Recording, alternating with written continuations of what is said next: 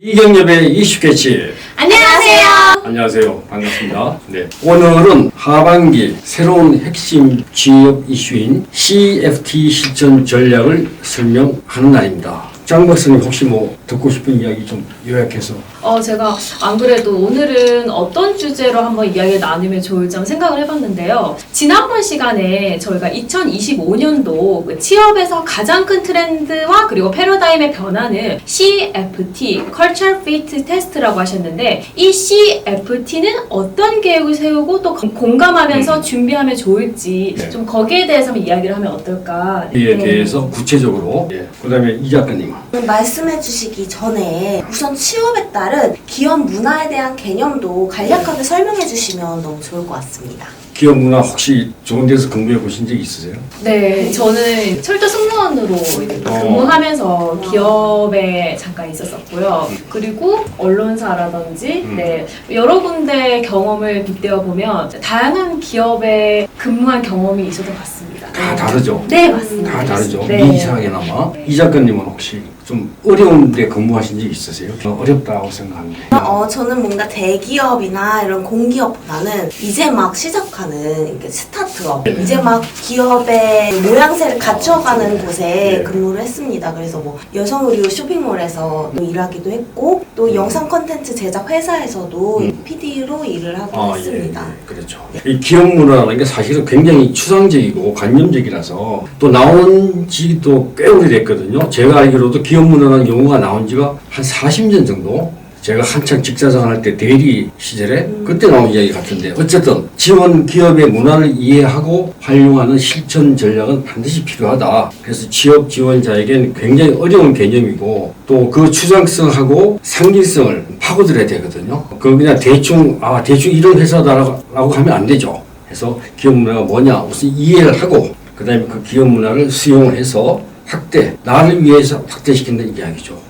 그래서 내가 가고 싶은 회사에 적응을 할 수 있는 내 생각, 내 이야기를 가지고 그 가치를 가지고 연결을 시켜보자. 그래서 그게 바로 기업 문화다라고 좀 취약적으로 그렇게 말씀드리고, 창업 의지라든가 비전, 전략, 위상, 역사, 미래, 연역, 인재 양성 이런 모든 것들이 다 기업 문화로 이야기됩니다. 그러니까 여러분들이 그 어떤 강점, 약점 같은 그런 것들을 정보로 다 받아들여서 이해하고 연결하고 설득을 해서 선택을 받아야 되지 않습니까? 그렇죠? 선택받아야 되니까. 네. 예. 그래서 내가 가진 것과 기업 문화 연계성으로 그걸 면접자를 내가 또 갈 기업의 그 대상자들을 설득을 해서 내가 선택을 받아야 되니까 기업 문화를 충분히 이해하고 가는 게 좋다라는 것을 첫 번째 말씀드리고요. 자, 그 다음에 이제는 하나씩 10가지가 다 이제 실천 전략이에요. 꼭 하셔야 될 그런 전략입니다, 우리가. 그 첫 번째, 지원 대상 기업에 대해서 어떻게 파악하느냐. 그 기업 문화를 우리가 어떻게 알 수 있느냐라고 했을 때, 공공 미디어 매체, 흔히 말해서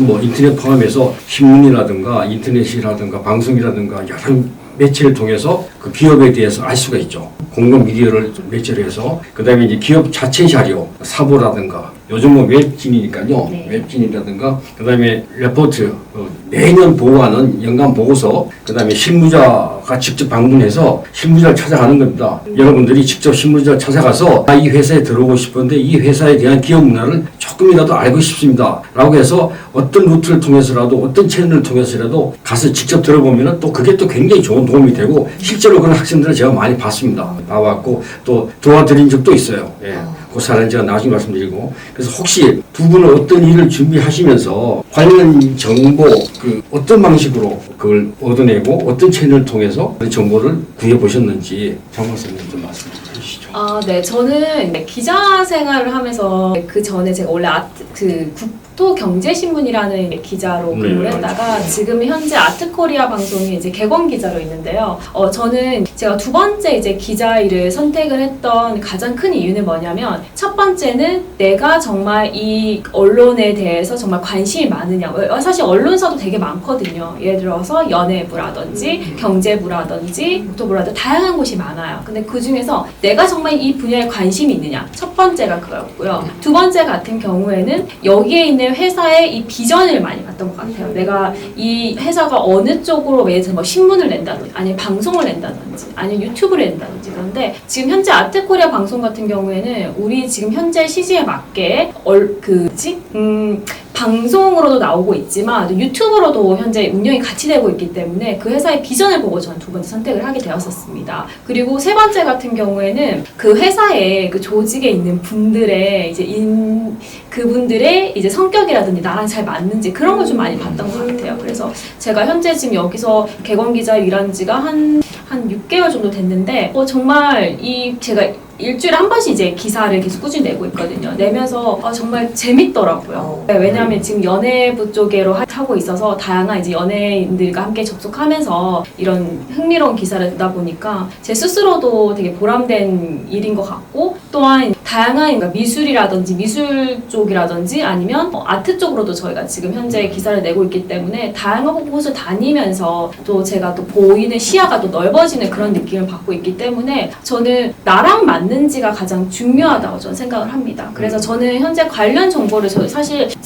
저에게 만약에 이런 취업을 하기 위해서 어떤 정보가 필요해요? 라고 물어보면 첫 번째는 전 잡코리아 그리고 뭐 하이넷 브레인 그리고 뭐 알바 천국 그리고 뭐 주변의 추천. 저 같은 경우는 기자를 추천에 들어가긴 했겠지만 첫 번째 기자에 들어왔을 때는 전 잡코리아라든지 아니면 잡플래닛 뭐 이런 거에 접속을 해가지고 지원을 처음에 넣은 사례가 있었거든요. 그리고 가끔은 국가에서 이렇게 공개적으로 이렇게 채용이 나는 경우도 있어서 그렇게 지원하는 회사들도 있었어요. 일단은 그 분야에 대해서 관심이 있는지가 가장 중요하게 보셨고 그 구성원들 심성 파악하는 게 정말 어려울 텐데 그죠? 그렇죠. 그게 정말 그게 나중에는 그건 뭐 우리가 여기서 논할 건 아니고 진짜 어려운 게 바로 그런 건데 어쨌든 그런 비전을 본다거나 그렇게 관심 분야에 대해서 먼저 테스트를 한번 해보고 체크를 한번 해보고 도전하는 게 맞다는 그런 말씀이시고 이 작가님은 저는 우선은 스타트업이었고 영상 매체에서 업을 하시다가 이제 작게 시작하시는 그런 PD님이셨는데 그분이 이제 인터뷰 하셨던 것이나 혹은 강의를 하셨던 내용 혹은 책을 내셨기 때문에 책에 대해서 다 한 번씩 한 세네 번 읽었던 것 같아요. 그래서 그분이 어떤 가치관을 가지고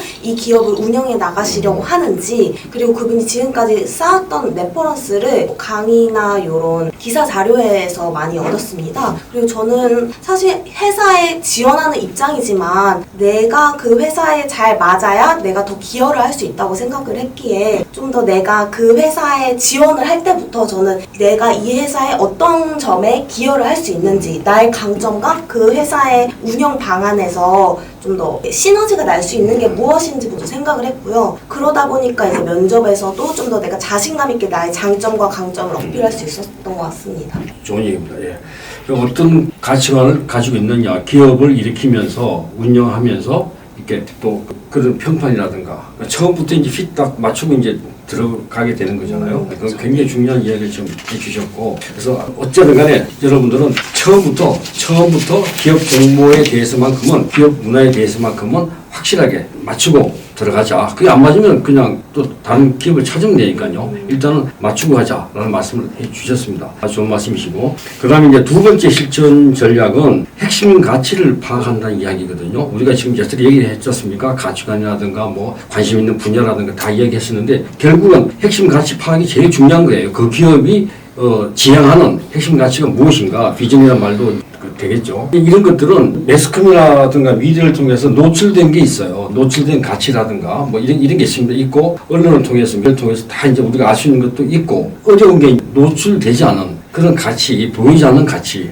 이게 상당히 어렵더라고요. 그래서 이런 가치가 어떤 게 있는가를 그러니까 드러난 거는 누구나 다 할 수 있지만 드러나지 않고 저 사람들이 보이지 않게 움직이고 작용하고 결과를 내려고 애쓰는 그런 분야들이 뭐가 있는가를 한번 보시려면은 그 회사에서 나온 연구 자료라든가 그 다음에 직접 찾아가서 그 회사에 맞는 그 이야기를 구성원한테 그 회사 그 직원한테 개인적인 연출을 동원해서라도 가서 직접 짧게나마 들어보는 게 가장 중요한 얻을 수가 있는 그런 계기가 될 수 있습니다. 그래서 이제 실무자 아까 말씀드렸듯이 구성원의 조언이라든가 실무자를 직접 찾아보고 이렇게 이야기 들어보면은 확실하게 이게 머릿속에 뭐가 딱 잡히지 않겠느냐 이런 이야기거든요. 반드시 핵심 가치를 파악하려고 노력하시라 그런 이야기. 장 목사님 어떠세요? 조금 다른 조언하실 말 있으시면은? 저 하나 궁금한 게 이게 높은 수준까지가 아닌 그 일반적인 가치 정보로도 이게 충분할지 궁금합니다. 뭐 기밀 비슷할 정도로 그런 아주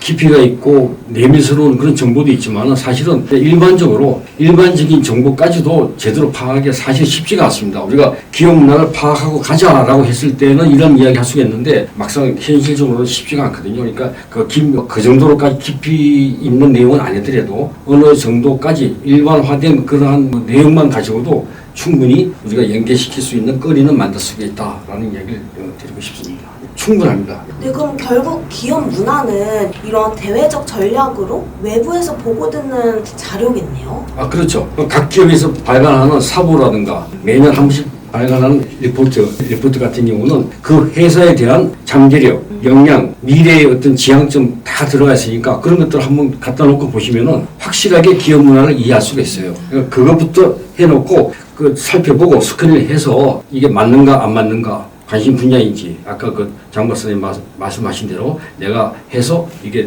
이 회사하고 맞을 건가를 먼저 한번 검토해 보시는 것도 굉장히 중요한 힘이 될 수가 있습니다. 그렇게 한 몇 번만 해보시면은 다 선택할 수 있는 눈이 또 트여지는 겁니다. 자, 그 다음 세 번째 실천 전략을 말씀드리도록 하겠습니다. 세 번째, 파악된 핵심 가치와 본인과의 연계성 찾기입니다. 자, 핵심 가치는 이런데 나하고 아까 이야기했듯이 관심 분야인지 내지는 어떤 가치관을 유지하고 있는지 등등을 모르면은 어떤 연계성 그 자체가 찾기도 어렵고 또 찾아봐야 안 맞는 거예요. 안 맞으니까 그래서 일단은 내 전공이 뭐지? 내가 부전공은 뭘로 했지? 내 경험은 그리고 개인적 비전이라든가 소신 같은 거 등등 이런 관련성 있는 것들하고 쭉 적어놓고 그 회사의 기업 문화하고 어떤 것이 맞을 수 있는지 큰 덩어리를 한번 맞춰보자고요. 내가 전공한 거하고 내가 하고 싶은 거하고 어떤 직무가 있느냐, 요 직무를 수행함에 있어서 어떤 기업 문화, 요 회사가 가지고 있는 문화하고 어떤 믹스 앤 매치가 될 건가, 이런 것도 한번 곰곰이 파악해 보시면 굉장히 재미있는 그런 어떤 전략이 될 것이다. 그리고 맞춤형 요소로, 그러니까 너무 맞춘다고 해서 세세하게 맞추려고 하시면 안 돼요. 너무 잘하려고 하지 마시고 큰 덩어리만 보면 됩니다.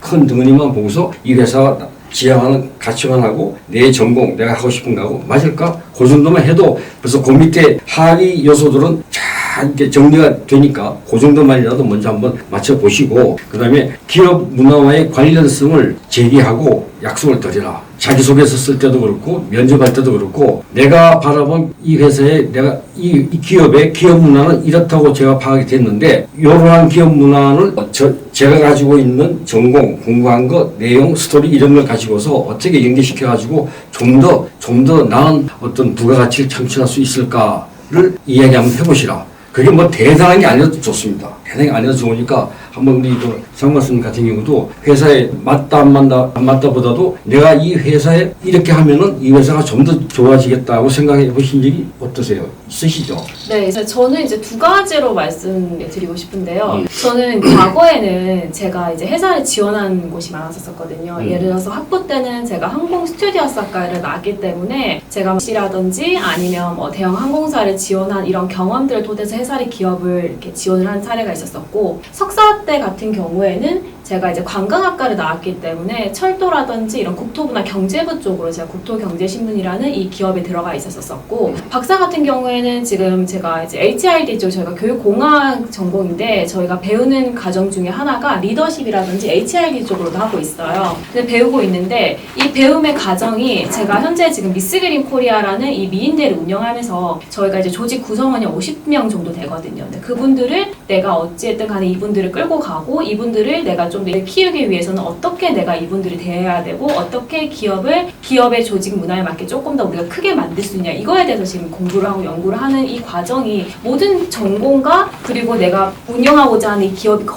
거의 맞추어져 있더라고요. 그래서 교수님 말씀대로 내가 생각하는 이 핵심 가치 그리고 전공 그리고 내가 현재 근무하고 있는 이 모든 다 연관이 있다고 저는 느끼고 싶어요. 그러니까 결국 내가 하는 일하고 내 어떤 그거하고 같이 최선을 다해서 이해가 될 수 있다 이런 차원에서 접근하시는 거고, 이 작가님은 어떤 또 그런 경험이라든가 이런 게 있으면은? 저는 이렇게 장 박사님처럼 많은 취업의 경험이 있는 건 아니지만 사실 회사에 한번 들어가면 오랫동안 일하는 것도 굉장히 중요하다고 생각해요. 그러한 지속성에 대해서 중시하는 편인데, 요즘은 워크넷이라던가 뭐 이런 취업 관련 사이트에 직접 다녀본 사람들의 후기, 현직자 혹은 퇴사자들의 후기를 좀 더 많이 보는 편입니다. 그래서 그러한 회사에서 내가 일해보고 어떤 점이 조금 아쉬웠는지 혹은 어떤 점이 참 좋았다 혹은 개선하면 좋겠다라는 정말 솔직 담백한 그런 이야기를 들을 수 있기 때문에 앞으로도 계속 그러한 직접 해본 사람, 직접 경험이 정말 중요하잖아요. 그래서 그런 분들의 후기를 읽고 또 기업 문화가 나의 핵심 가치와 맞는지 혹은 내가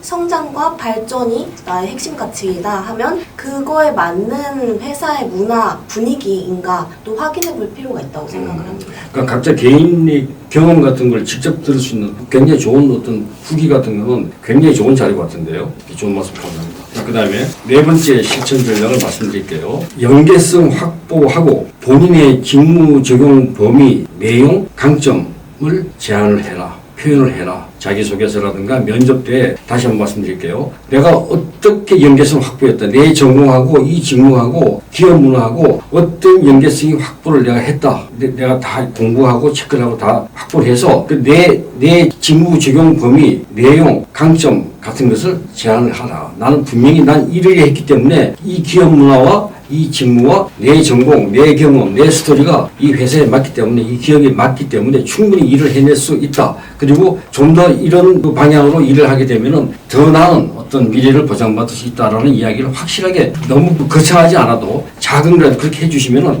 굉장히 그것이 좋은 어떤 표현이 될 수가 있다는 이야기고요. 기업 문화하고 개별적인 맞춤식 그 연결점 표현하는 것도 그것도 공부를 하셔야 돼요. 나름대로는. 그냥 막 되는 게 아니거든요. 그리고 연결점은 지금 이 작가님 말씀하신 대로 지속 가능 근무하고 정의에 관한 관심이거든요. 그러니까 기업체는 아무리 우수한 인재라도 와서 오랫동안 지속 가능한 어떤 그 경영을 할 수 있는 그런 인재가 돼야 되는 거지, 왔다가 바로 나가는 그런 인재는 또 원하지 않으니까 그런 것도 잘 이렇게 맞춰가지고 그렇게 준비하시는 게 어떻겠느냐. 그래서 연계성이 확실하게 파악만 되고 확보가 되고 그걸 전달할 수만 있으면은 쉽게 말씀드려서 위닝맨 이길 수 있는, 어디 가서 무슨 일을 시키더라도 이길 수 있고, 그래서 그러한 정신적인 어떤 그걸 기반으로 해서 지속 가능하게 기업에 헌신하고 또 나 자신도 기업을 통해서 성장하고 나도 그만한 대우를 받는 거고, 이러한 서로 윈윈할 수 있는 그 논리가 서로 성립이 되니까 그런 면에 대해서도 좀 한번 생각해 보자라는 이야기입니다. 장 박사님 같은 경우에 어떻게 생각하세요? 이 연계성 확보에 대해서 어떻게 생각하고 계시죠? 저는 이제 제가 제 박사 과정 동기가 이제 전무님이신데, 네, 그 전무님께서 그런 얘기를 하시더라고요. 요즘에는 학생들이 요즘에 이렇게 지원하는 지원자들이 막상 이제 입사를 하고 나면 워라밸을 워낙 중시하다 보니까 승진에 대한 욕심이 없다. 네, 욕심이 맞습니다. 욕심이 없다. 그래서 이제 전공에 연관된 학생이라든지, 전공에 연관된 이제 뭐 지원자라든지 아니면 이 일을 정말 그 사랑하는 있잖아요, 지원자들. 그런 분들이 많이 입사를 하게 되면 그 회사에 대한 이제 애착심도 가지게 되고, 그리고 그 워라밸보다는 이 회사에 대해서 좀 더 사랑을, 애정을 주게 되면서 승진에 대한 욕심도 생기지 않을까. 그래서 이제 또 전무님 같은 경우에는 또 HR 쪽으로도 계시다 보니까 이제 이런 직원들을 어떻게 하면 좀 구성원을 잘 이게 할 수 있을지, 회사를 어떻게 하면 이끌어나갈지 이런 데 고민을 많이 하시더라고요. 그래서 저도 이 문제에 대해서도 저희가 한번 해결해야 될 과정이 아닐까. 예, 요즘 회사들 같은 경우에는 일을 열심히 하고 내가 그만큼 월급을 주는 만큼 좀 열정적으로 일할 사람을 원하지 중요하지만 현재 사실 요즘 세대들은 좀 워라밸 중시하잖아요. 일 그렇죠. 끝나고 딱 이제 자기의 뭐 취미생활 그런 걸 많이 선호하다 보니까 좀 정말 그 내가 하고자 하는 전공과 좀 연계가 좀 되면 좀 강점되지 않을까 좀 이런 생각이 듭니다. 요즘. 네. 제가 조금 전에 이야기했던 위닝 멘탈리티 그 얘기가 바로 기업에서 원하는 건요. 워라밸도 굉장히 중요한 트렌드에 속하지만은 사실은 한 번쯤은 내가 속한 기업에 대해서 정말 모든 걸 다 봐서 일해본 적이 있느냐라고 나중에 물었을 때 거기에 대한 답은 한 가지 정도는 나와야 됩니다. 한 가지 정도는. 물론 워라밸 좋죠. 뭐 충분히 이해가고 하는데 그래서 그런 열정 자산을 가지고 기업하고 나 개인하고 같이 윈윈할 수 있는 그 얘기가 이제 나와야 되니까 그런 점을 한번 워라밸 적극적으로 저도 지지하는 편이고 하지만은 지원하는 입장에서는 약간의 어떤 극복하고 기여하고 헌신하고 이런 쪽의 마인드도 조금이라도 표현하는 게 어떻겠느냐라는 생각도 하고 있고 이 작가님은 어떠세요? 혹시 기업 채용도 중요하지만 아까 보니까 지속 가능 경영 뭐 오래 근무하는 거 이것도 중요하다고 하셨는데 네. 오래 근무할 수 있는 그런 어떤 마음 자세라든가 이런 게 어디서 온다고 생각을 하세요? 어디서부터 온다고? 오래 좀 오래 하겠다 이런 게 저번 방송에서 이제 교수님께서 언급해 주셨듯이 요즘 중고 신입을 많이 뽑는다고 해요. 중고 신입이라는 단어 자체가 중고 그 일에 대해서 많은 경험을 해봤고 그 많은 경력이 있다는 뜻인데 사실 저는 경험을 무시 못한다고 생각을 해요. 장 박사님께서도 많은 회사에서 일을 하시고 또 오랫동안 하신 만큼 그런 경력이 다 묻어나오는 이야기이기 때문에 제가 경청을 하게 되거든요. 그래서 그러한 중고 신입의 그 가치에 대해서 저는 많이 생각을 하게 되더라고요. 그때 교수님께서 언급해 주신 후에. 그래서 요즘 오늘 시간도 취업자분들에게 나는 지금 취업을 하는 상황에서 나의 그러한 역량 아직 보여주지 않았잖아요. 그래서 저는 그 경험, 자기가 전에 뭐 예를 들어서 학교에서 어려웠던 일을 해결했던 그러한 경험이라던가 혹은 봉사를 가서 내가 많은 사람들을 좀 더 타협해서 함께 봉사를 잘 이끌어갔던 경험들도 참 중요하다고 생각을 합니다. 그래서 뭔가 스타 방식이라고 하는데 저도 이제 시츄에이션 그리고 타겟 그리고 액션 그리고 결과 네 그래서 어떠한 이제 취업 면접이 딱 들어왔을 때 내가 어떠한 상황에서 어떠한 목적을 가지고 액션을 취해서 긍정적인 결과를 이끌어냈느냐를 직접 경험해서 이야기를 한다면 훨씬 더 설득력이 있지 않을까라는 생각을 합니다. 좋습니다. 그래서 어쨌든 간에 이야기는 그 자기 이야기를 경험을 충분히 녹여낼 수 있는 기업 문화하고 녹여낼 수 있는 이런 게 필요하다 이런 이야기 같습니다. 예, 그래서 생각을 잘해서 아무튼 중고 이런 표현은 좀 안 좋은 표현인데 어쨌든 이해하기 쉽게끔 제가 그런 표현을 썼기 때문에 경험이 중요하다. 그 다섯 번째 실천 전략도 말씀드리면요. 종합적으로 생각을 해야 된다. 종합적으로. 이제는 여러분들이 이제 마지막이라고 생각하시고 기업 문화에 대해서 내가 어떤 CFT를 어떻게 준비해야 되냐라고 했을 때 잘 한번 생각해 보시라고요. 기업 문화하고 본인의 모든 어떤 역량, 전공이 뭐다, 경험이 뭐다, 이야기가 뭐다 이것을 섞어서 매치시킬 수 있는 믹스의 매치를 뭘까? 이게 다 결론 아닙니까? 이게 가능한지 그게 아까 장 박사님 이야기대로 관심 분야에 대해서 이 박사님 이야기대로 또 이 작가님 이야기대로 그냥 그 가치관에 대해서 생각해 볼 수 있는 계기가 되니까 반드시 종합적으로 한번 생각을 해보고 그래서 어떤 워딩이나 드립으로 또 표현을 할까? 이것도 굉장히, 그러니까 제안하시를 얘기했지 않습니까? 단순하게 기업 문화를 이해한다가 중요한 게 아니고, 이 회사의 기업 문화는 이러이러하다고 제가, 보고 듣고 배웠습니다. 그래서 제 이야기를, 제 경험을 가지고 이 기업 문화에다가 잘 접목시켜서, 잘 연계시켜서 보다 나은 어떤 내일의 어떤 그 비전을 제안해 드리고 싶습니다. 라고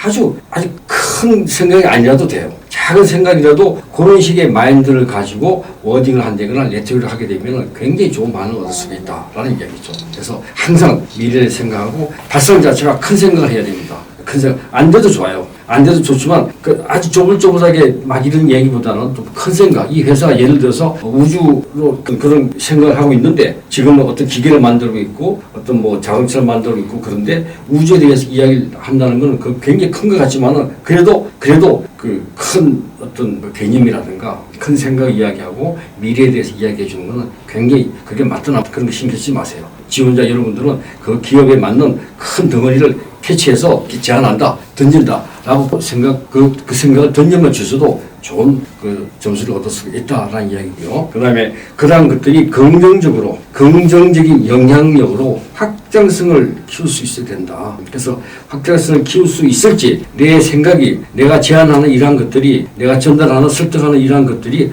확장성을 가지고 좀 더 큰 생각이고 미래에 대한 어떤 그게 전달이 될지를 반드시 생각해 보시고 그래서 표현의 싸움 이 작가님은 표현에 대해서 계속 유튜브에서도 말씀하시고 하던데 네. 표현의 싸움이거든요. 사실은 남을 설득시킨다는 거는 예를 들어서 이 세 사람이 있다. 이 중에서 한 사람을 선택을 해야 된다. 그런데 설득을 해야 되지 않습니까? 이 설득은 결국은 표현의 싸움이 되는 거거든요. 좀 자극적인 이야기를 하면은 그래서 그 표현의 싸움을 해서 표현을 잘함으로 해서 셀프 트레이딩에 나설 수 있다라고 생각하시면은 어떤 것들이 있을까? 그럼 아주 좋은 이야기들이 많이 있던데 아주 간략하게 좀 어떻게 표현하면 좋을까? 같은 사안이라도 이런 거에 대해서 이 작가님이 한번 말씀 좀 해주시죠. 저는 제 사례를 좀 얘기해보자면 제가 요즘 관심 있는 기업 중에 디퍼루트라는 회사가 있습니다. 이 디퍼루트라는 회사가 IT 회사인데요. 요즘 굉장히 키오스크 프로그램을 많이 사용합니다. IT 회사인데 요즘은 이제 티켓을 사람이 안 하고 기계를 통해서 눌러가지고 나의 신상 정보가 딱 뜨고 그렇게 해서 티켓을 뽑을 수 있는 그런 키오스크 프로그램도 많이 나옵니다. 그래서 굉장히 유망한 기업이다. 근데 이 키오스크 프로그램을 어떻게 하면 좀 더 확장성을 가질 수 있을까에 대해서 저는 고민을 하게 되더라고요. 왜냐면 내가 그만큼 그 기업에 대해서 관심이 있고 또 좋아하니까 그런 마음을 가졌었고 또 웨딩 사업에도 요즘 키오스크 프로그램을 하면 좀 더 하객분들의 시간을 단축시킬 수도 있고 효율적으로 운영을 할 수 있겠다라는 생각을 가졌었고 실제로 저는 챗 GPT를 이용해서 제 아이디어를 적었더니 이제 챗 GPT와 대화를 나누면서 그 기업에서 좀 더 실제적으로 사용할 수 있는 방법을 제시를 해줬고 저는 그걸 또 한글 파일로 정리를 하고 또 PPT도 간략하게 만들어서 직접 전달해드린 경험이 있는데요. 저는 이렇게 답장이 올 거라는 생각은 안 했지만 그 대표님께서 사업의 확장성에 대해서 새로운 아이디어다. 굉장히 참신하고 직접적으로 적용해볼 수도 있겠다라는 답장을 받았습니다. 그래서 그러한 경험을 통해서 이 셀프 트레이딩이라는 것도 내가 그 기업에 직접적인 관심을 가지고 있다면 어떻게 하면 내가 확장을 시킬 수 있는지 혹은 대표자 입장에서 한번 제시를 해보는 것도 그 기업에서도 굉장히 참신하게 받아들일 수 있다라는 생각을 하고 있습니다. 6번째 실천 전략을 말씀드리도록 하겠습니다. 자, 직무 근접성을 강조해라. 메시지하고 자기소개서, 면접 이럴 때요. 직무하고 얼마나 가까운가를 그러니까 그 기업이 가지고 있는 문화, 내가 가지고 있는 역량이라든가 어떤 그 여러 가지 제공해 줄 수 있는 그런 어떤 그 자산 이런 것들을 어떻게 표현을 해서 지금 표현 이야기했지만 메시지를 어떻게 전달해서 정말 좋은 어떤 결과를 얻을 수 있을까라고 했을 때 가장 합리적인 직무 분석을 했다는 이야기를 들을 수가 있어야 됩니다. 그냥 대충 이런 회사의 기업 문화 이러니까 이런 직무는 이렇고 난 이렇게 하겠다라고 하면 다른 사람들 다 그렇게 하는 거죠. 전혀 차별화가 안 되니까 가장 합리적으로 어떻게 직무 분석을 제대로 했는지를 우리가 좀 알려줄 필요가 있고 그 다음에 조금 전에 말씀하신 대로 문제 해결 역량은 정말 중요합니다. 업무 역량보다도 이 시대에는 업무 역량보다는 문제 해결 역량이 훨씬 중요합니다. 여러분들 자기소개할 때 또 면접 시에 반드시 최근에 바뀐 내용이 바로 이런 겁니다. 나 뭘 잘해 이거 가지고 안 됩니다. 이거 가지고 안 되고 이러이러한 상황에서 나는 이러이러한 경험, 이러이러한 이야기, 이러이러한 어떤 내 관계 자산을 가지고 이렇게 해결하겠다는 답을 제시할 수 있는 그 답이 정답인지 오답인지는 중요하지는 않습니다. 문제 해결 역량에 대해서 얼마나 우리가 크게 그걸 하는지를 관심을 가지고 있는지를 보여줘야 하니까 그렇게 해서 직무 건접성을 강조하고 마지막으로 본인의 개인적인 프림이 뭐냐 괜히 자기 자신이 어떤 자랑이다 뭐 이렇게 쑥스러워하고 겸손 이렇게는 하지 마시고요. 특히 이제 외국계 지원하시는 분들이라든가 지금 뭐 글로벌 그 시대가 됐기 때문에 자기가 가지고 있는 좋은 역량이라든가 프리미엄 같은 거는 본인 스스로 이야기하셔도 전혀 문제가 없습니다. 오히려 당신네 회사 이런 기업에 나 같은 이런 그 역량이라든가 이런 관점을 가지고 있는 사람이 훨씬 더 지속 가능한 어떤 성장을 도모할 수 있다라는 메시지를 던져줄 수 있으니까 그렇게 해서 한번 자기 소개서를 면접을 준비 한번 해보자라는 이야기고요. 그 이제 장 박사님 같은 경우는 지원하는 기업의 문화라든가 이제 뭐든지 보면은 어떤 문화도 사실 중요하지만은 내가 하는 일에 대해서 본질이 뭔가 아까 신문사라든가 철도 공사 이런 데 근무를 해 보셨기 때문에 그렇게 일을 하시면서 지원하시면서 생각했던 게 혹시 뭘 제일 먼저 생각하고 접근하실 때 했는지 한번 이야기 한번 보시죠. 저는 우선 첫 번째는요. 내가 정말 이 회사에서 오래 일할 수 있는가. 그게 가장 첫 번째였고요. 왜냐하면 예를 들어서 승무원 같은 경우에는 체력적이라든지 아니 목소리라든지 그리고 다양한 아이디어를 가지기 사실 필요해요. 그 좁은 공간에서 우리가 모든 걸 서비스를 해야 되는 직업이다 보니까 그래서 요 세 가지가 삼박자가 나에게 맞는가. 그 다음에 두 번째가 제가 나랑 맞는가가 중요했고 이제 세 번째 같은 경우에는 내가 이 일을 하면서 정말 지치지 않을 수 있을까. 네, 왜냐하면 이제 알다시피 뭐 한두 달이야 우리가 잘 버틸 수 있겠지만 내가 정말 즐거움을 할 수 있겠지만 내가 이 회사에 대한 애착심이 없으면 사실 힘듭니다. 그래서 이게 가장 힘들었던 것 같고요. 그 다음에 마지막으로는 저는 이 기업을 선택했을 때 가장 중요했던 거는 내가 같이 그 기업에서 내가 만약 배우고자 하는 여기서 이 회사에서 뭔가 내가 배울 수 있는 곳인가. 저는 그것도 중요했던 것 같습니다. 왜냐하면 내가 계속 성장을 해야 되는 과정이기 때문에 저는 이 네 가지를 보고 중요했던 것 같고 그리고 저는 이 기업을 채용 넣었었을 때 아까 교수님과 그 이사관님 얘기하셨지만 저는 스토리텔링이 정말 중요했던 것 같아요. 예를 들어서 저는 기자 채용을 넣었었을 때 저보고 이제 국장님께서 그 말씀을 하시더라고요. 이 연약한 몸으로 네가 기자 생활을 할 수 있겠냐라고 물어봤을 때 갑자기 제가 가방에서 신발을 딱 꺼내면서 기자라는 그 직업 자체가 체력이 가장 중요하잖아요. 한쪽엔 노트북, 한쪽에는 카메라 들어야 되기 때문에 여자로서 그 체력이 정말 중요하거든요. 저는 딱 그 국장님 앞에서 운동화를 딱 보여드리면서 국장님 제가 다른 건 몰라도 매일 하루에 1시간씩 이렇게 운동화를 들고 다니면서 항상 걸어 다닙니다. 그리고 제 가방에는 항상 운동화가 대기하고 있습니다. 라면서 남들과 차별화된 그런 스토리텔링을 말씀드렸고 이제 국방 관련 연구원으로 이제 채용 봤을 때 저는 5차까지가 4차까지 심사를 봤었거든요. 마지막 심사 때 너를 왜 뽑아야 되니라고 묻더라고요. 왜냐하면 제가 그때 당시에 저랑 경쟁을 했던 분이 박사분이셨고 저는 그 당시 석사였는데 이제 저는 그만큼 박사 하시는 그분만큼 제가 큰 강점이 있어야 되잖아요. 제가 두 가지를 말씀드렸어요. 첫 번째는 이제 연구원이라는 직업은 우선 보고서를 잘 써야 되는데 저는 기자라는 이 경험을 토대로 이미 기사를 이제 글을 정말 길같이 친숙해지고 글을 쓰는 거 좋아합니다. 그래서 누구보다 보고서를 잘 쓸 수 있습니다. 그걸 어필을 했고요. 두 번째 같은 경우에는 제가 기자 생활을 하면서 대전에 있는 국토부라든지 그리고 국회라든지 볼보라든지 여러 군데 취재를 많이 다녔습니다. 근데 그 속에서도 뭐 남자가 비율이 8, 여자가 2였지만 저는 그 중에서도 그 기자 생활을 벌써 1년 넘게 해오고 있었었고 그리고 누구보다 강한 체력을 기르고 있기 때문에 어디든지 출장 가는데 지금 사실 이제 국방연구원이라는 거는 결론적으로는 출장을 많이 가거든요. 이제 예를 들어 국방과학 연구소라든지 아니면 육군 후군 다 가니까 정말 체력이 정말 무시 못해요. 출장을 자주 가니까. 그래서 저는 이 두 가지를 가지고 있기 때문에 누구보다 제가 이 연구원에 적합하다고 생각을 합니다. 그리고 또 덧붙여서 저희 아버지가 어릴 적부터 이제 그 전쟁박물관 이런 데를 되게 많이 데리고 다니셨었어요. 그래서 그런 일화들을 얘기하면서 저는 이런 뭐 K9 이런 거 좋아하고 이런 특징을 좋아하고 이런 막 얘기를 했더니 제가 정말 여기에 관심이 있는 게 딱 보였었나 봐요. 그래서 마지막에 이제 제가 이제 혼자 붙었거든요. 그래서 이제 몇 대 몇인지는 사실 말씀 안 해주시긴 하셨는데, 네, 그렇게 해서 합격한 사례가 있었어가지고, 저는 요 세 가지를, 네, 좀 말씀드리고 싶습니다. 네. 그 신발 이야기는 우리 인하대학교 네. 와서 우리 그 특강할 때도 네. 학생들한테 굉장히 좋은 반응을 얻었었고, 그 이야기는 저도 굉장히 그 얘기 듣고, 아, 그렇지. 자기의 스토리를 그 이야기할 수 있는 스토리텔링, 굉장히 중요하게 들었었고, 지금 장박사님 이야기 중에서 제가 탁 느끼는 게, 지금 뭐라고 이야기했냐면 기업 문화보다도 나랑 맞는지를 먼저 생각했다는데, 이제 오늘의 강의 주제는 그 컬처 핏 테스트, 기업 문화하고 맞는다고 했는데, 우선 먼저 나하고 맞는지를 먼저 생각, 이게 맞아요. 사실은 이게 정답입니다. 우선 제일 처음에 기업 문화 이야기하기 전에 나랑 맞는지를 파악해라는 그 말씀이 굉장히 중요한 이야기입니다. 그래서 그래야 애착심도 생기고 열정도 생기고 워라밸보다 조금 더 또 다른 가치를 이렇게 우리가 도전하고 나누고 막 배려하고 이런 그 힘도 생기는 거고. 그래서 아주 좋은 얘기 해주셨고, 이 작가님은 그 문제 해결 역량, 업무 역량보다도 문제 해결 역량이 네.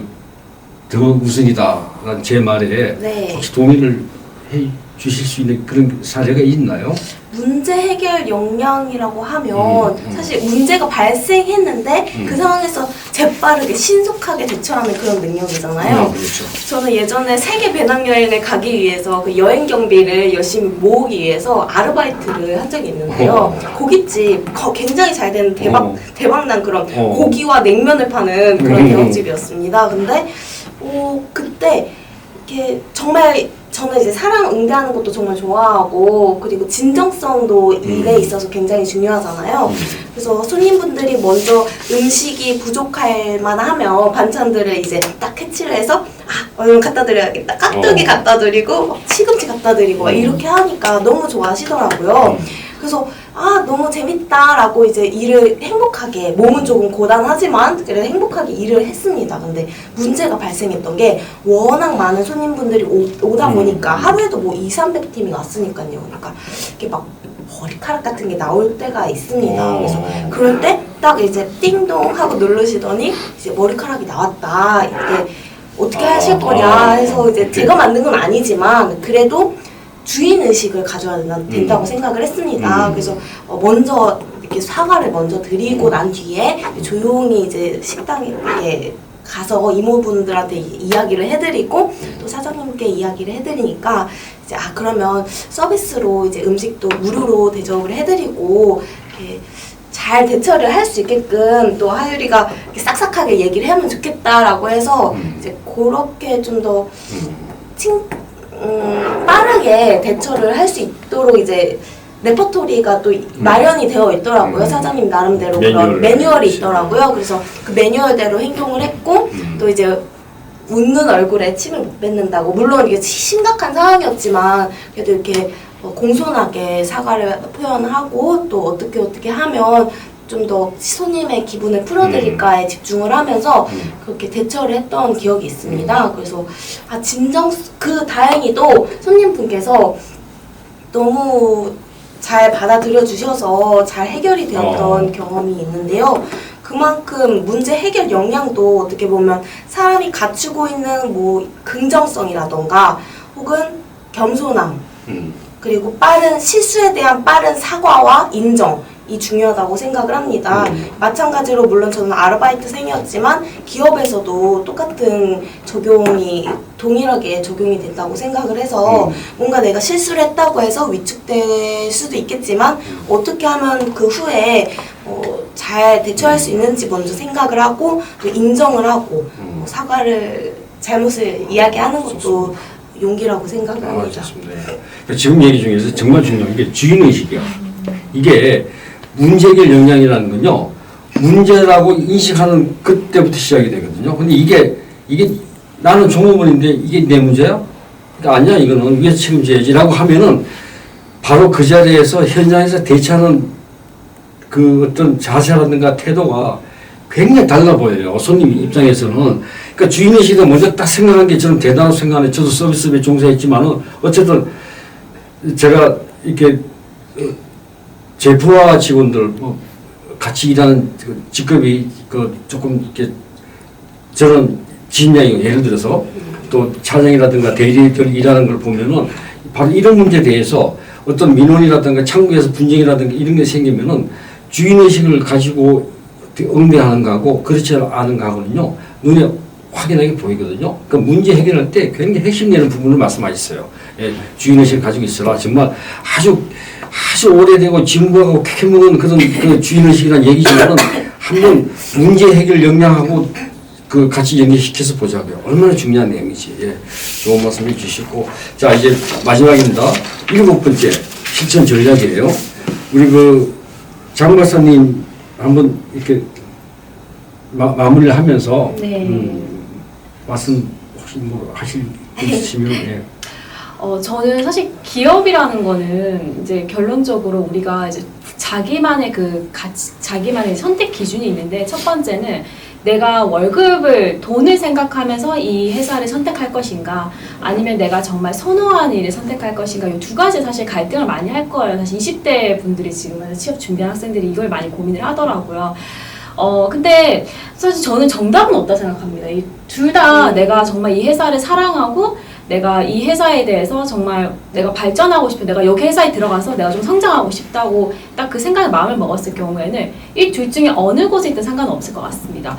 근데 제가 이제 국방부 있는 국방부에서 출퇴근을 했었었는데 저는 사실 그 당시에 근무할 당시에 저 연구원의 연자도 모르는 사람이었어요. 근데 제가 아까 했던 것처럼 저는 이제 이 관련 이제 국방 관련해서 정말 이쪽을 너무 사랑했기 때문에 저희 아버지께서 많이 이제 박물관 데려감으로 인해서 이쪽 관심도 많았고 사랑했기 때문에 내가 여기서 좀 더 성장하고 내가 여기서 많이 배우고 싶다는 의지가 생겼었습니다. 그래서 저는 이제 남들이 다 6시에 퇴근했을 때 저는 이제 제 책임 연구원님을 부탁을 드려가지고 책임 연구원님 제가 다른 건 몰라도 제가 여기서 좀 더 전문적으로 배우고 싶다. 그래서 혹시 죄송하지만 한 2시간 정도 매일 뭐 정말 시간이 많이 안 되신다면 1시간 정도라도 남으셔서 혹시 이 국방에 대해서 좀 더 이렇게 예를 들어서 총탄의 이름도 있을 거고 여러 가지 국방과학연구소에 만약에 내가 출장을 가게 된다면 대전 이런 지사가 되게 많아요. 그러면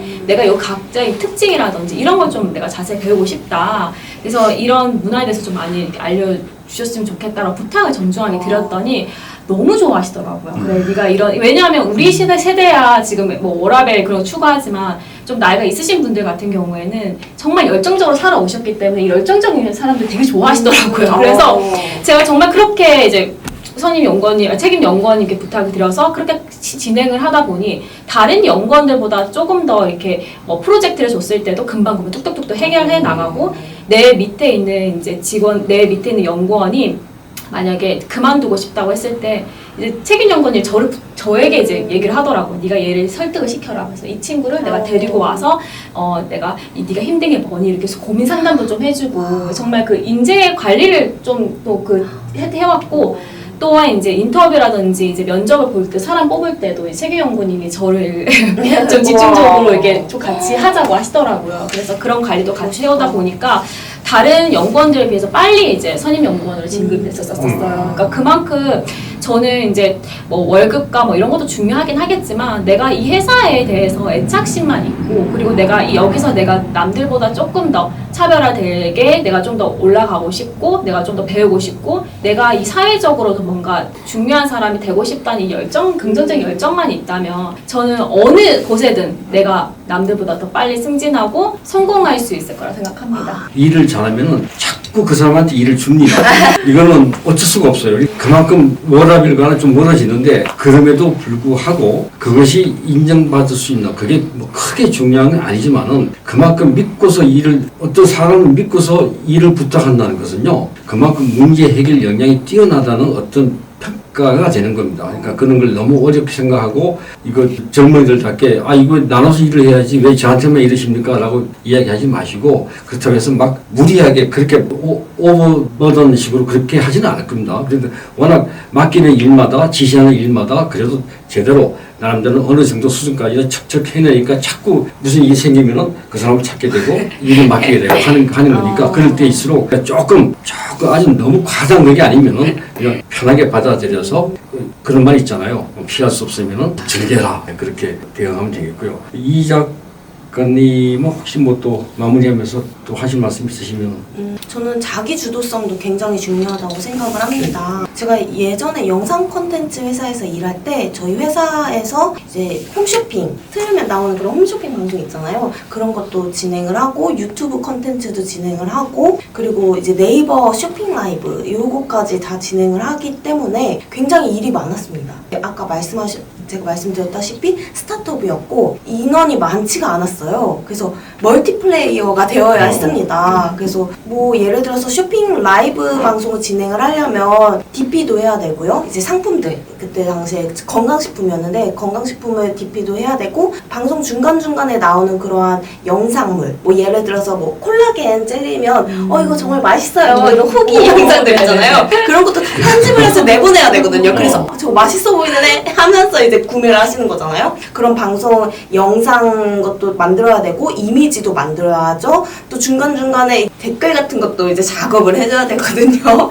그래서 그러한 작업들도 굉장히 많이 들어가기 때문에 손이 많이 가나 인원이 작다 보니 제가 다 해야 되더라고요. 그래서 열심히 밤새워서 만들고 왜냐면 그 중간중간에 영상이나 이미지가 굉장히 중요한 역할을 하기 때문에 매출에도요. 그래서 원래는 매출이 그렇게 높지가 않았던 상품이었어요. 10만 원대, 뭐 20만 원대 1시간 방송에서. 근데 제가 밤새워서 막 1시, 2시까지 작업을 했습니다. 그래서 다음날에 방송을 했는데 대박이 터진 거예요. 그래서 그때 방송이 200만 원 정도 찍었거든요. 그래서 내가 주도성을 가지고 열정을 가지고 하면 이만큼 아웃풋도 나올 수가 있구나. 무조건 내 빼지 말고 내가 직접 먼저 해보자라는 그런 깨달음을 얻었던 순간이었습니다. 그러니까 주인의식하고 같이 매칭이 되는 네, 그런 맞습니다. 얘기네요. 저 질문이 있는데 그러면 제가 이제 기업에서 우리가 이제 충분히 뭐 당일 수도 있고 내가 오래 근무할 수도 있는 내가 뭐 조건으로 이렇게 입사를 하게 되지만 여기서 사실 근무하다 보면 스트레스 받는 경우도 있잖아요. 저는 교수님과 이제 이 작가님 같은 경우에는 이 근무를 하면서 스트레스는 혹시 어떻게 풀어왔는지 네, 좀 되게 궁금합니다. 중요한 저는 직장생활 금융기관에서 32년, 제1은행에서 32년을 근무하고 나왔는데 그리고 인하대학교 그다음에 글로벌 녹색 경쟁연구원 인천시에서 운영하는 세 군데 그 조직에서 일을 해 왔는데 그 돈을 다루는 그 은행이 제일 심하더라고요. 제일 심한데 가장 힘든 부분이 그 사람과의 그런 관계에서 사람과의 관계에서가 굉장히 힘들었고 업무 사실은 아까 이야기했지만 업무가 많이 몰리고 주인의식 가지고 자기 주도성 가지고 일을 하고 하는 거는 자기 마음에 따라서 얼마든지 할 수가 있는 거거든요. 근데 인간관계는 그게 안 되는 거예요.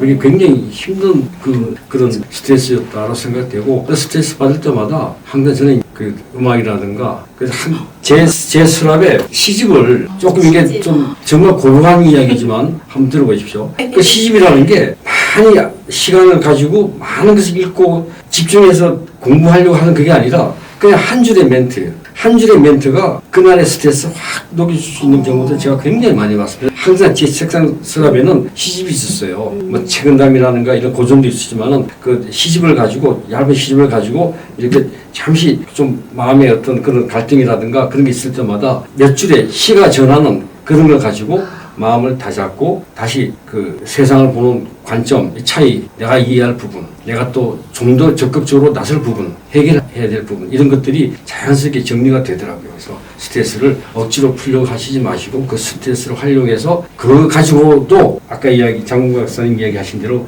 스토리텔링이라고 하는 대로 끌고 가면은 그 스트레스를 가지고 오히려 더 좋은 그걸 얻을 수 있지 않겠느냐 하는 생각도 들고요. 이 작가님 같은 경우는 어떻게 스트레스를 푸는 편인가요? 저는 스트레스에 조금 취약한 편이었습니다. 사실은 유리 멘탈이었고 또 사람들의 말에 좀 더 흔들리는 그런 경향이 있어서 그래서 책을 읽게 된 것도 있는 것 같아요. 그래서 뭐 회사 끝나고 나면 매일 중고서점에 가서 책을 막 3,000원짜리, 막 4,000원짜리 막 골라서 이거다. 내 마음이 뭔가 이제 흔들릴 때 잡아줄 수 있는 문장들이 많겠다 싶으면 그 책을 사옵니다. 그래서 집에 들어가서 그때 한참 20살 초반이었고 사회생활 처음 하는데 고시원에 살았습니다. 바퀴벌레도 나오고 막 이랬는데 책은 정말 사는데 돈을 아끼진 않았어요. 물론 중고저점에 가긴 했지만 그래서 책 한 권을 사들고 정말 내 몸 누일 수 있는 그런 딱 침대 하나 들어가 있는 고시원에서 딱 침대 위에 앉아가지고 책을 읽다 보면 제가 그때 쇼핑몰에서 스타트업 쇼핑몰에서 일하는 막내였고 게다가 이제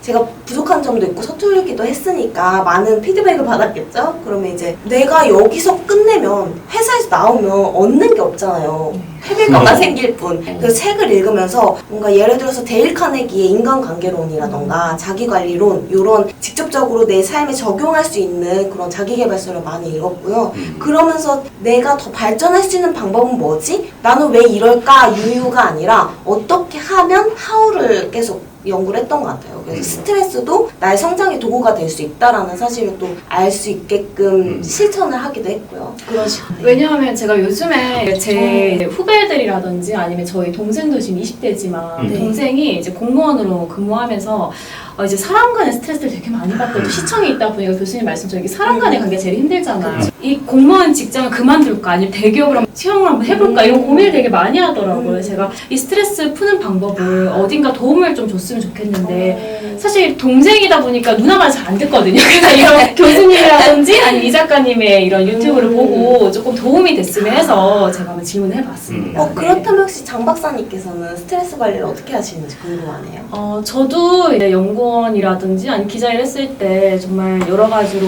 뭐 스트레스 받는 게 많긴 많았었는데 특히나 이제 연구원 일했을 때는 이제 그 사람을 관리하는 게 좀 힘들었던 것 같아요. 제가 선임 연구원이 있다 보니까 밑에 훈이 연구원들이 갑자기 그만둔다 했었을 때 이 친구들을 설득을 시켜야 되거든요. 왜 그만두려고 하는 건지 그리고 이 친구들을 조금 더 여기 머무르게 하려면 이 친구들 어떤 내가 도움을 줘야 되는지 이렇게 개인 상담을 했어야 되는데 이제 그런 부분에서 좀 힘들 때마다 저는 제가 국방증이 있었다 보니까 그 노래 중에서 SG 워너비의 아리랑 그게 이제 우리나라의 그 애국심을 가지면서 들을 수 있는 노래잖아요. 그 노래를 들으면서 나는 정말 이 국가를 위해서 일하는 사람이다. 이 노래를 정말 들으면서 맨날 국방부에 출퇴근할 때마다 정말 그 자랑스러운 마음으로 나는 내 스스로 사랑해야 되고 내가 정말 열심히 내가 마음을 긍정적으로 가져야 내 후임 있는 연구도 잘 챙길 수 있고 또 특히나 또 책임 연구원에게도 도움이 될 수 있는 연구 보조원 역할을 해줄 수 있지 않을까 그런 마음으로 저는 음악을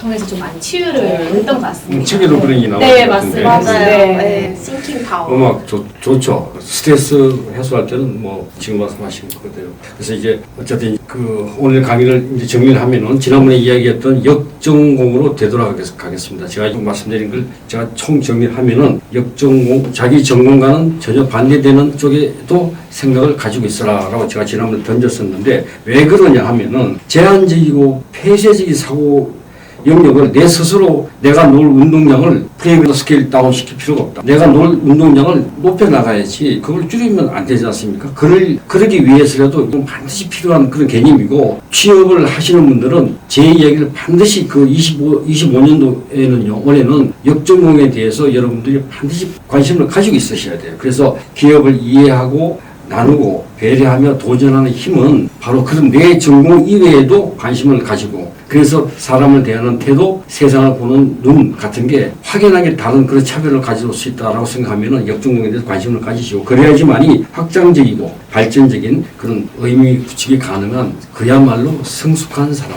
넷플릭스의 인사 담당했던 임원이 와서 우리나라 와가지고요. 같이 식사하면서 했던 이야기가 바로 당신이 어떤 사람을 원하느냐고 얘기해서 딱 한마디. 성숙한 사람이다. 성숙한 사람이 뭐냐? 바로 제가 이야기했던 거예요. 자기가 잘하는 거, 전공 이외에도 다른 관점을 이해하고 받아들이고 다양성을 포용할 수 있는 그런 힘을 가진 사람이 성숙한 사람이다. 결국 기업은 좋은 인재를 선택해서 뽑으려고 합니다. 근데 그 인재가 들어와서 오래 있지 않고 그냥 나간다. 얼마 안 있다 나간다는 그 이야기 많이 들었거든요. 저는 그걸 말리고 싶어서 이 말씀 드리는 겁니다. 지금까지 한 얘기가 지속 가능 경영을 하는 데 있어서 우리가 도움이 되어야지 이게 마이너스 되는 그런 인재로 우리가 남아서는 안 된다. 그러니까 여러분들이 들어갈 때도 중요하지만 들어가서도 여러분들 마인드를 굉장히 이길 수 있는 위닝 멘탈리티를 가질 수 있도록 준비를 하자. 이런 의미에서 국정공인을 말씀드렸고 그 다음에 하나에서부터 10가지를 기업 문화를 잘 우리가 받아들이고 이해하고 수용해서 내 전공하고 내가 할 수 있는 일하고 어떻게 매치시켜서 나라나 사람을 던질 수 있는 이런 역량을 키우자라는 이야기입니다. 자, 오늘의 이야기는 이것으로 끝내도록 하겠습니다. 이경엽의 20개치. 감사합니다. 구독과 좋아요. 저도 감사합니다.